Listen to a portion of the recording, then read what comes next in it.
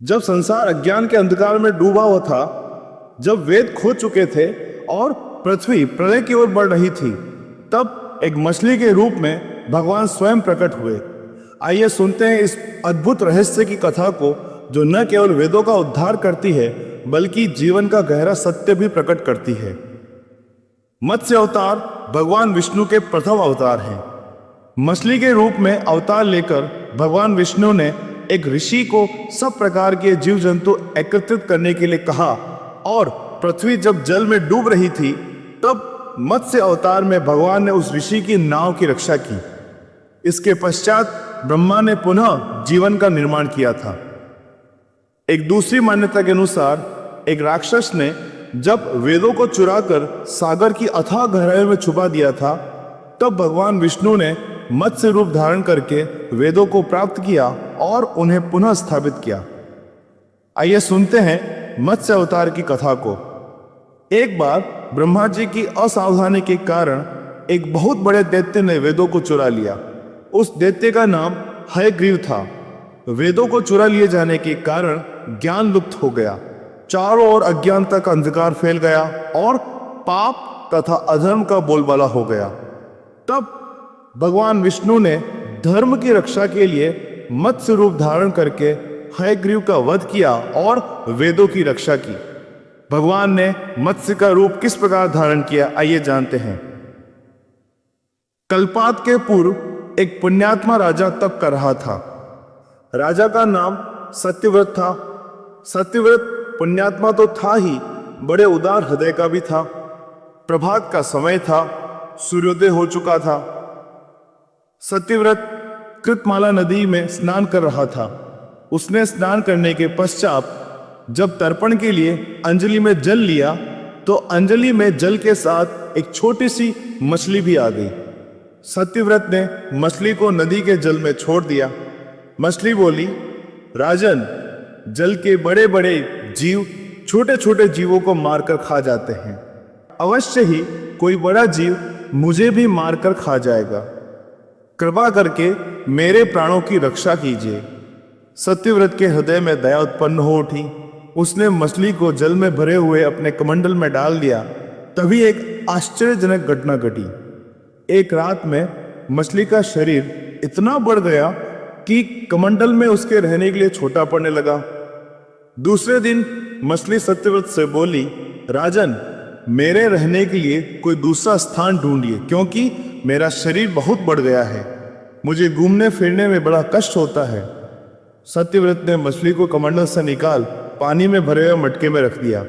यहां भी मछली का शरीर रात भर में ही मटके से इतना बड़ा हो गया कि वो मटके में समा नहीं पा रहा था।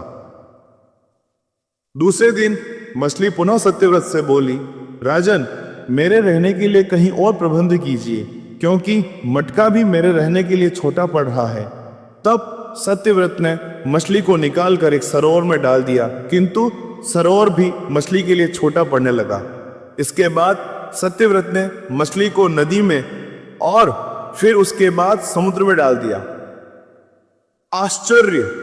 समुद्र में भी मछली का शरीर इतना अधिक बढ़ गया था कि मछली के रहने के लिए वह छोटा पड़ गया।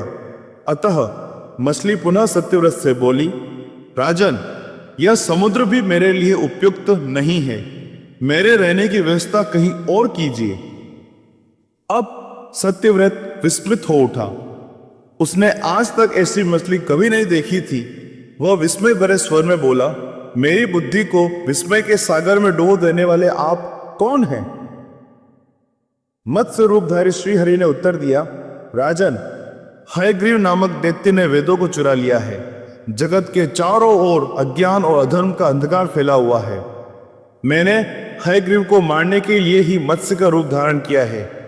आज से 7वें दिन पृथ्वी प्रलय के चक्र में फिर जाएगी। समुद्र उमड़ उठेगा, भयानक वृष्टि होगी, सारी पृथ्वी पानी में डूब जाएगी। जल के अतिरिक्त कहीं कुछ भी दृष्टिगोचर नहीं होगा। आपके पास एक नाव पहुंचेगी। आप सभी अनाजों और औषधियों के बीजों को लेकर सप्त ऋषियों के साथ नाव पर बैठ जाइएगा। मैं उसी समय आपको पुनः दिखाई पड़ूंगा और आपको आत्म तत्व का ज्ञान प्रदान करूंगा।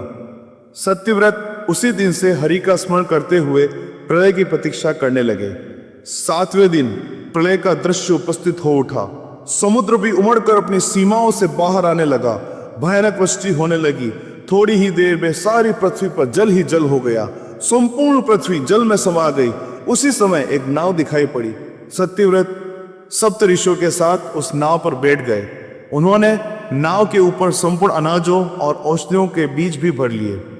नाव प्रलय के सागर में तैरने लगी। प्रलय के उस सागर में उस नाव के अतिरिक्त कहीं भी कुछ भी नहीं दिखाई दे रहा था। सहसा मत्स्य रूपी भगवान प्रलय के सागर में दिखाई पड़े। सत्यव्रत और सप्त ऋषिगण मत्स्य रूपी भगवान की प्रार्थना करने लगे। भगवान से आत्मज्ञान पाकर सत्यव्रत का जीवन धन्य हो उठा। वे जीते जी ही जीवन मुक्त हो गए। प्रलय का प्रकोप शांत होने लगा, पर मत्स्य रूपी भगवान ने हयग्रीव को मारकर उससे वेद छीन लिए। भगवान ने ब्रह्मा जी को पुनः वेद दे दिए। इस प्रकार भगवान ने मत्स्य रूप धारण करके वेदों का उद्धार तो किया ही, साथ ही संसार के प्राणियों का भी अत्यंत कल्याण किया। तो दोस्तों, आज की यह कथा मत्स्य अवतार की आपको कैसी लगी कमेंट बॉक्स में जरूर बताइएगा।